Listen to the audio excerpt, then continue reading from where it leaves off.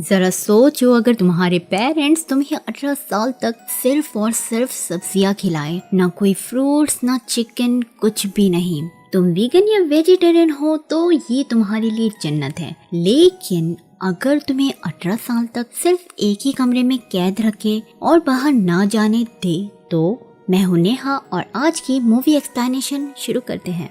Movie की starting में हम एना नाम की प्यारी सी छोटी सी बच्ची को देखते हैं। वो अपने डैड केप के साथ रहती थी। बहुत अजीब बात थी कि उनका घर जंगल के बीच में बना हुआ था और वहाँ कोई आता जाता नहीं था। उस घर में सिर्फ वो बच्ची और उसके डैड रहते थे। एना के डैड उसका बहुत ख्याल रखते और उसकी हेल्थ अच्छी रहे, उसकी बेसिक नीड्स पूरी हो, ये सब इंश्योर करते हैं। पर एना हमेशा एटिक में रहती थी। केप ने कभी उसे एटिक से बाहर नहीं जाने दिया। उसके लिए बाहर से कनेक्शन तो सिर्फ एक ही खिड़की थी जिसमें से एना रोज बाहर देखती। रोज रात में केप उसे वाइल्डलिंग्स की कहानियां सुनाता। वो कहता कि वो बहुत खतरनाक क्रिएचर्स हैं। उनके बड़े बड़े दांत और नाखून हैं, उनका शरीर पूरा बालों से ढका हुआ है, और कहता कि एना को उनसे हमेशा दूर रहना चाहिए। बेचारी छोटी सी एना ये कहानियां सुनकर तो बहुत डर जाती, लेकिन वो जैसे जैसे बड़ी हो रही थी उसके मन में बाहर जाने की क्यूरियोसिटी बढ़ रही थी। ये देख केप एना को रोकने के लिए दरवाजे को इलेक्ट्रीफाइड कर देता है ताकि वो बाहर ना जाए। साथ ही केप एना को हमेशा सिर्फ उबली हुई सब्जियां ही खाने के लिए देता, ना कोई फ्रूट्स ना मीट, कुछ भी नहीं। एक दिन एना केप को किसी से बातें करते सुनती है। उसकी क्यूरियोसिटी इतनी बढ़ गई कि उसने बाहर जाने के लिए दरवाजे को छू लिया और उसे बहुत बड़ा इलेक्ट्रिक झटका लगा, जिससे वो बेहोश हो गई। जब उसे होश आया, केप उसके पास था। केप एना को कहता है कि उसने इलेक्ट्रिक शॉक वाइल्डलिंग्स को दूर रखने के लिए लगाया है, उसकी हिफाजत के लिए। केप उसे कहता है कि सिर्फ वही अकेली बच्ची बची है पूरी दुनिया में। एना उससे पूछती है कि वो किससे बात कर रहा था, लेकिन केप ने बड़ी चालाकी से बात को घुमा दिया और कहा कि सिर्फ वही दोनों बचे हैं, वो किसी से बात नहीं कर रहा था। कुछ दिन बाद एना का बर्थडे था। केप ने उसके लिए अपने हाथों से केक बनाया और उसे एक हैमस्टर गिफ्ट किया, जिसे पाकर एना बहुत खुश थी। अगर उसे एक कंपेनियन जो मिल गया था, लेकिन उसकी खुशी ज्यादा दिन नहीं टिकी क्योंकि कुछ ही दिनों के बाद वो हैमस्टर मर जाता है। केप एना को जीने मरने का कॉन्सेप्ट बताता है और कहता है कि हैमस्टर अब इससे बेहतर जगह पर होगा आफ्टर लाइफ में। एना को कई बार वाइल्डलिंग्स के सपने आते, जिसे देख वो बहुत डर जाती। एना जब बड़ी होने लगी और उसे प्यूबर्टी आई, केप को बेडशीट्स पर ब्लड के स्टेन्स दिखे, जिसे देख वो समझ गया कि एना अब बड़ी हो रही है। केप एना के साथ ऐसा कुछ करता है जिसे जानकर आप शॉक हो जाएंगे। केप एना को ड्रग्स के इंजेक्शन देता है, जिससे एना की ग्रोथ कम हो जाए और वो जल्दी बड़ी ना हो, और कई सालों तक वो ऐसा ही करता है। एना की इंजेक्शंस की वजह से बहुत हालत खराब हो रही थी। वो हमेशा बेड पर पड़ी रहती, उसे बहुत पेन होता। एक दिन एना बहुत निराश होकर केप से कहती है कि उसे भी हैमस्टर की तरह एक बेहतर जगह जाना है आफ्टर लाइफ में, तो वो उसे वहाँ भेज दे ताकि उसका थोड़ा पेन कम तो हो। केप को ये सुनकर इतना गिल्ट महसूस होता है कि वो बचपन से एक मासूम बच्ची के साथ कितना अत्याचार कर रहा है। वो फाइनली एक गन से एना को नहीं, खुद को शूट कर लेता है। लेकिन केप कौन था, एना उसकी कौन है और वो उसके साथ ऐसा क्यों करता था, ये सब आगे पता चलेगा,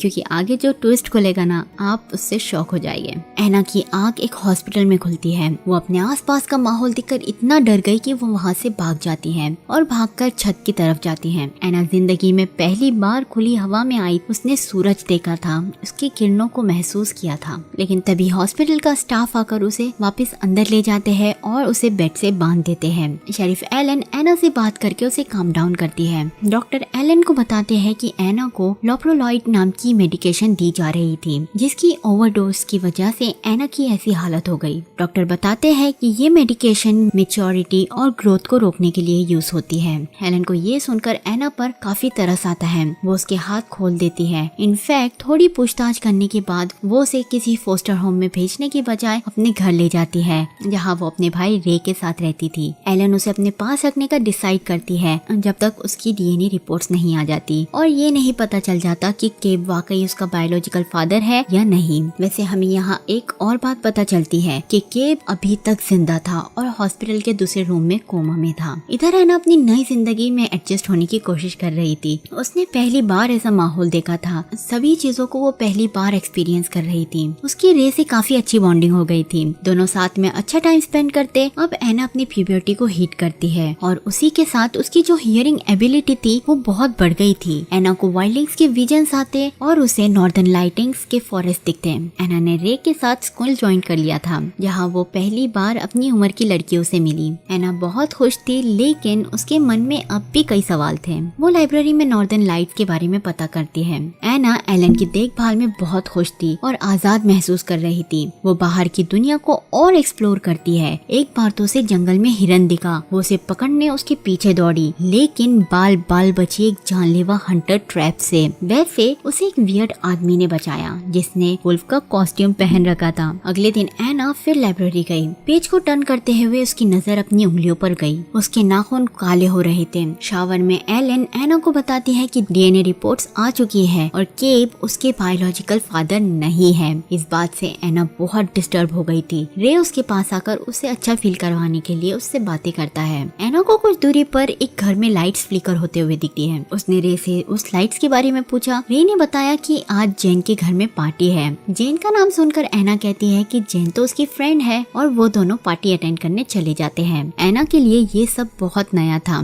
किसी ने उसे ड्रिंक करवा दी थी। डांस करते हुए रे और एना बहुत करीब आ गए और वो दोनों किस करने लगे। ऐसा करते हुए उन्हें एक लड़का नोटिस कर रहा था जिसका नाम लॉरेंस था। अचानक एना देखती है कि उसके मुंह से खून आ रहा है। वो वॉशरूम में जाती है। अभी एना के मुंह से खून बंद नहीं हुआ था और उसके कुछ दांत भी टूट गए थे। उसे तो कुछ समझ ही नहीं आ रहा था कि उसके साथ हो क्या रहा है। वो खिड़की से कूदकर जंगल की तरफ भाग जाती है। तभी पीछे से उस पर एक वाइल्डिंग अटैक कर देता है और उसके कपड़े फाड़ने लगता है। एना खुद को बचाने के लिए उसे मारती है, पर उसे थोड़ी देर बाद रियलाइज होता है कि ये कोई वाइल्डिंग नहीं, वही लड़का लॉरेंस है जो उसके साथ जबरदस्ती करने की कोशिश कर रहा था। लेकिन अभी बहुत देर हो चुकी थी। एना ने उसके गले पर वार कर दिया था जिससे उसकी वही मौत हो गई। एना बहुत घबरा गई और वो डर के मारे अपने पुराने घर गई ताकि उसे कुछ तो पता चले कि उसके साथ ये सब क्या हो रहा है। लेकिन उसे वहाँ कुछ नहीं मिलता। वो वहाँ खुद को साफ करती है, दूसरे कपड़े पहनकर वापस लौट आती है। एलन उससे बार बार पूछ रही थी कि वो पिछली रात कहाँ गायब थी, लेकिन एना उससे कुछ नहीं बताती और खामोश रहती है। तभी वहाँ ऑफिसर रॉजर आता है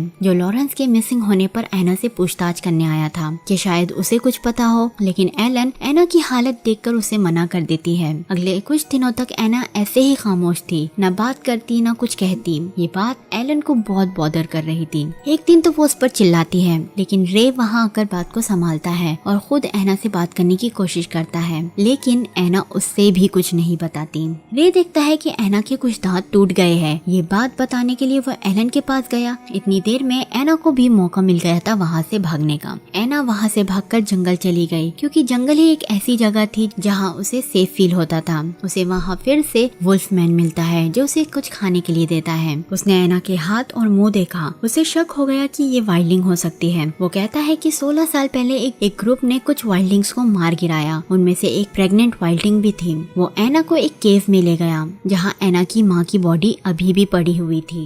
एना ने अपनी माँ के स्कल को हाथ में लिया, जिससे उसे विजन आया कि कैसे केव ने उसकी माँ को मारा, लेकिन उसने छोटी एना को कुछ नहीं किया और उसे अपने साथ ले गया। एना ये जानकर फौरन हॉस्पिटल गई, लेकिन वो कुछ करती उससे पहले ही केव होश में आ गया था। एना डर के मारे एलन के पास आई। इधर एलन भी समझ गई थी कि लॉरेंस का मर्डर के पीछे एना का हाथ हो सकता है। एना जब एलन के पास आई, एलन ने उसके नाखून देखे और उसे हैंडकफ कर लिया। वो एना को कहती है कि पूरे शहर को उस पर शक है, क्योंकि उसकी ड्रेस लॉरेंस की बॉडी के पास से मिली है। अब एना जेल में बंद थी। एना देखती है कि उसके जो दांत टूटे थे उसकी जगह नोकीले दांत आ रहे हैं। एना से मिलने केब आता है जो कहता है कि एना को पालना उसकी जिंदगी की सबसे बड़ी भूल थी। फिर वो एना को वही इंजेक्शन देता है और उसे कहता है कि तुम्हारे पास अब भी टाइम है, लेकिन एना उस इंजेक्शन को नहीं लगाती और अपनी सही पहचान को अपनाती है, उसे एक्सेप्ट करती है। केब इमोशनल होकर वहाँ से चला जाता है। केब के मन में एना के लिए प्यार था, वो उसकी भलाई चाहता था।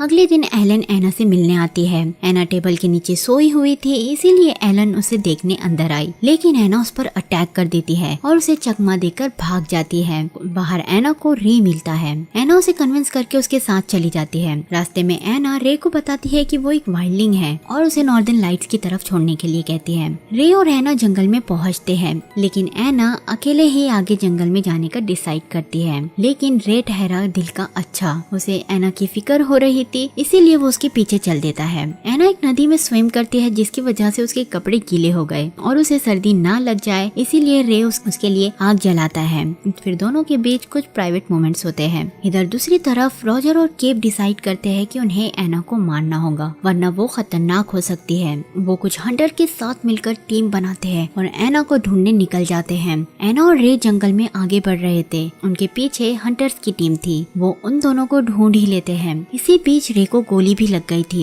एना रे को बचाने के लिए उसे क्लिफ से धक्का दे देती है और खुद भी कूद जाती है। वो रे से दूसरी तरफ बढ़ने के लिए कहती है और खुद उसी केव के पास जाती है, जहाँ उसे उसकी माँ की बॉडी मिली थी। रे एलन से मिलकर उसे बताता है कि एना अब उसके साथ नहीं है। एना अब पूरी अकेली हो गई थी। वो मुश्किलों से दिन गुजार रही थी और साथ ही वो धीरे धीरे वाइल्डिंग में भी बदल रही थी। रे को एक दिन रॉजर बहुत सारे गैस ले जाते हुए दिखता है। वो समझ गया था कि ये एना के लिए ही ले जा रहा है। वो फौरन सारी बातें एलन को फोन करके बता देता है। जंगल में एना उनमें से एक हंटर को मार देती है और वहाँ से भागती है। डॉग से बचने के लिए एना खुद पर मिट्टी लगा लेती है। एना और खतरनाक हो रही थी। वो धीरे धीरे सभी हंटर्स को मार रही थी। इधर एलन भी एना को बचाने के लिए जंगल में आ गई थी, लेकिन हंटर्स को मरा हुआ देख वो शॉक हो जाती है। तभी रॉजर्स एलन के पास आकर उसे इन सब से दूर रहने की धमकी देता है। इतने में ही एना और रॉजर्स की गर्दन तोड़कर उसे मार देती है। एना को ऐसा देख एलन को अपनी आंखों पर यकीन नहीं हो रहा था कि ये वही मासूम एना है। वो पूरी तरह अब वाइल्डिंग में बदल गई थी। एना जाने से पहले एलन को अपना पेट दिखाती है। वो प्रेग्नेंट थी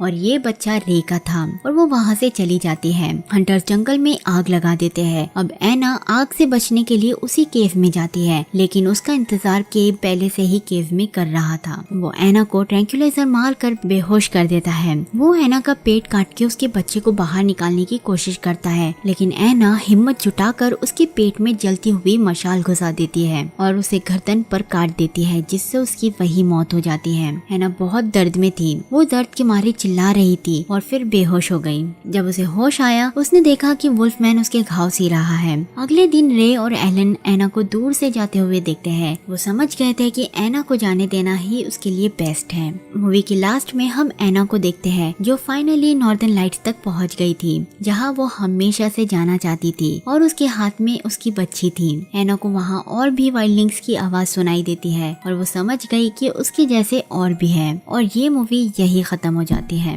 चलिए दोस्तों, आज की वीडियो में बस इतना ही। मिलती हूँ अगली वीडियो में। और हाँ दोस्तों, मेरे चैनल को सब्सक्राइब करना ना भूलिए।